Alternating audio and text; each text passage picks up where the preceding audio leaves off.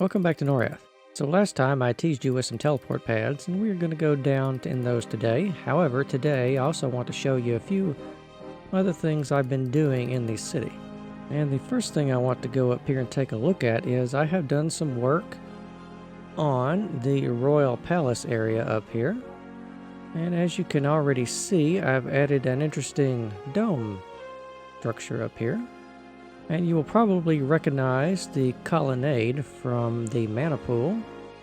What I've done is I've recycled it and I've put a stained glass dome up here on it.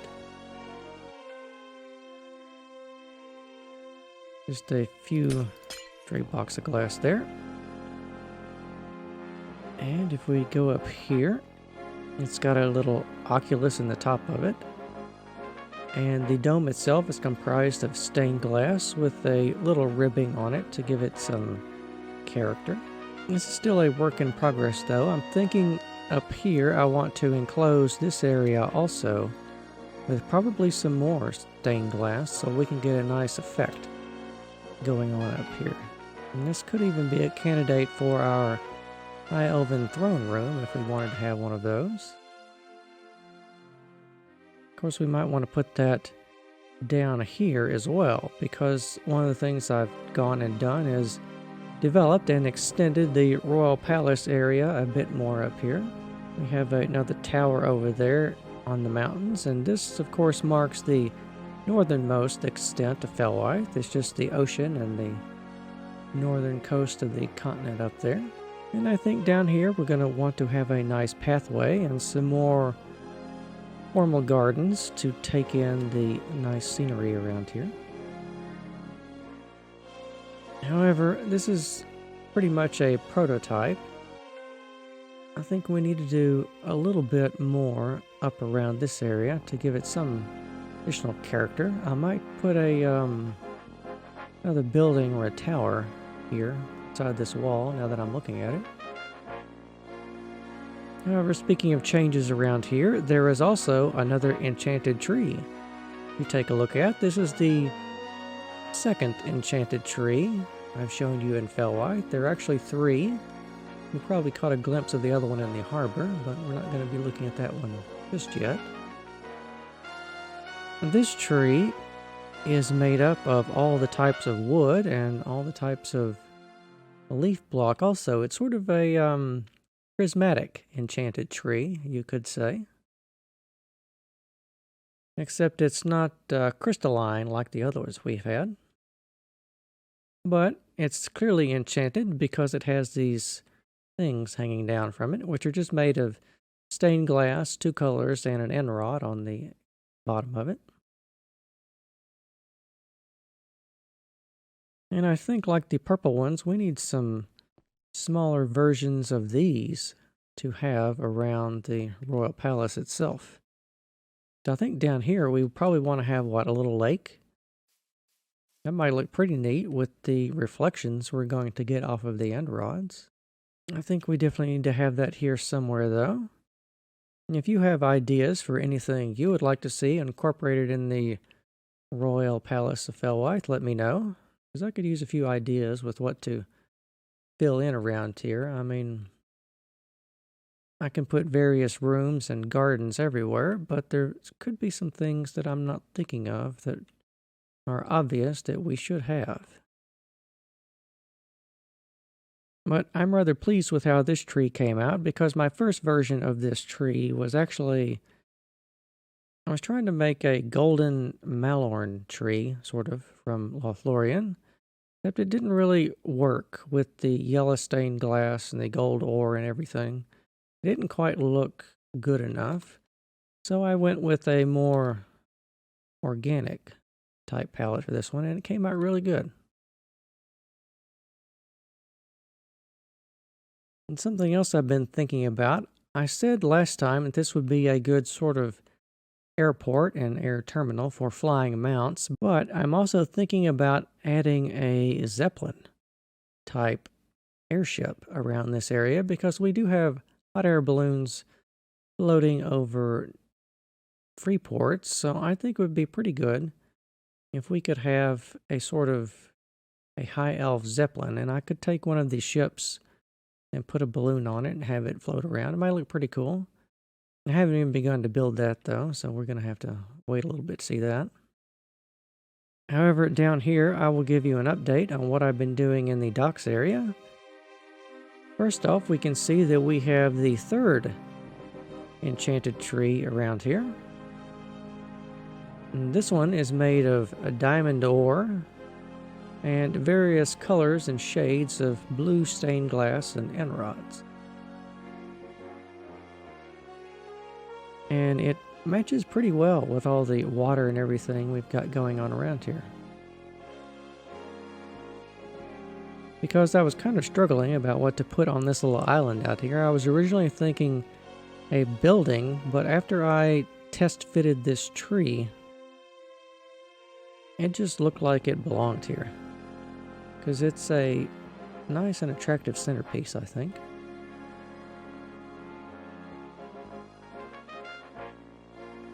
And that is the third enchanted tree of felwithe. I don't think there's going to be a fourth. I think 3 enchanted trees per city has to be about the maximum. However, something else we can take a look at around here are going to be the ship designs that I'm working on. I teased these the last time, but this time let's go over here and actually take a look at one of them. They don't have sails yet, so they're going to look a little odd. You can see the masts here, and there's no sails currently. I'm thinking triangular sails, but I haven't exactly decided what to put on those just yet. But as far as materials, you can see that I've gone with the same color palette of everything, and also the materials. And I don't really want to take a tour of these just yet, but if I land here, I'll show you that I have put in the decks and everything. So they are fully detailed, and we can actually see a cutaway cross-section of the ship itself over here. I made 2 sizes. Ignore the orange wool that's there so it won't get flooded with water when I place it down. I get rid of the wool later. But as you can see, the ship has 6 decks. And I believe it has 3 watertight compartments. So if it has an unfortunate incident, possibly it might stay afloat. Although we're going to have to make a sunken version of this ship at some point. And here's the side view. I've got the rudder down there. And over here we have the smaller ship design, which has 4 decks. And this is the one I'm going to put a balloon on the top of it and add some sails and make a sailing zeppelin out of it, as well as some sails to make it a more traditional type ship. But we have several of these in a harbor over here, which is, I believe, more than we have in Freeport currently. We're going to have to do something about that for too long. And we have sitting around here various bits and pieces of things I've used to make the world. We have all the roof designs, various arch designs, and I'll give you a good look at these. If you want to make some pointy Gothic arches in your world, you can just pause the video, look at the blocks that I've used here and their spacing, and copy it. And so far, that's really all I've had to make, just the 6 sizes of arch designs. And the 6 roof designs as well. I mean, with those, we've gotten an awful lot of mileage out of that around here, I think. Far more than I thought whenever we were going to be building it. However, I think we have talked about the overworld enough for today. It's time to land outside the Paladin Guild Hall and actually go in. Because I've teased this for long enough and I'm really excited to show this off today. So if we step on the teleport pad, you will see that we are now down at Y level 6. And if we slowly turn around, we will see that we are in a magical underground elven hall. It's quite spacious, actually. I think in total this goes up about 40 or 50 blocks, really. It's quite tall. And as you can see, we've got our twisted columns holding up a rib-vaulted arched roof up there, as well as several blue glass chandeliers hanging down from the ceiling here. And this being underground, this is actually quite a bit of a challenge to hide lighting everywhere. You can see several of the tricks I've done to do that around here. One of them is just to put glowstone in the middle of the columns here. That worked rather well. And here we have the chandelier itself. Give you a good look at that. And we've got glowstone accents in the walls behind us, as well as accents in the ceiling itself. And you've briefly seen this design as part of the bank vault.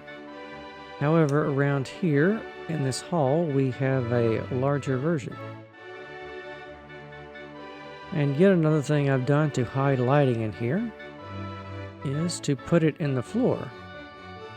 Because as you'll notice, the floor is part bedrock and glass. So if you look really carefully down here at the bottom, you can see we have the entire hall reflected in the glass floor here. It looks really quite magical, I think. And I was quite pleased, actually, with how this hallway came out. And this, of course, is the main hall for felwithe. This is the largest one. We have the paladin guild and the cleric guild are sitting directly above these, pretty much. And we will find down here we have various teleport pads to get up and down from the surface instead of going through elevators and ladders. Now, astute observers will notice that we have various doorways heading off from the main hall. So, if we head off through one of the smaller doors here at the end, we will see that we have another large hallway here. This is just a copy of the one I used for the bank, except it's much further down than the other one. And there are no side rooms off of this one. It terminates in another door, which leads to a smaller version of the hall we were just in. And this one here is actually the Cleric Guild Hall. This is where this teleport pad here goes up to. And this one is held up by just 2 columns. And it has various side rooms off of it as well. So if we go through that, we will see that we have smaller rooms here, which go off into more smaller rooms back here, which end up in really small rooms back here. And of course, these all have pure glass floors to prevent spawning, and I've tried to light it up as best I can, hiding glowstone where it was tasteful enough to do so. But now that I've shown you that, I think it's time for us to go into Spectator mode so we can get a good sense of the true extent of the underground that I built here. So now that we are in Spectator mode, we will clip through the walls here, and you can immediately see that there are many underground rooms here. Actually, quite a few, and they're sprawling off in all directions. Here's the large room we were just in. You can see the teleport pad in there. And the hallway. And the large main room here. And branching off from the room in various directions, we have many smaller subchambers down here. More hallways and more regular halls. We have a 4-pillared hall over here. At the edges, we have just singular vaulted halls over there, as well as various sizes of rooms down here. I haven't actually counted how many rooms there are down here. There's actually quite a few. I wouldn't be surprised if there were a couple of hundred, actually. More rooms than anyone will probably ever need. It's definitely laid out a bit different than the Freeport Underground, that's for sure. And here we can actually see from the outside the bank vault from last time, full of gold blocks stacked up to the rafters. And it is near this other hall down here. And this, as I remarked, is a 4-pillared hallway. Not all of these rooms have clear-cut functions. I think some of them would be given over to the cleric guild. Others would be inhabited by the paladins, and I think the rest of them would just be probably generically used by the population of the city.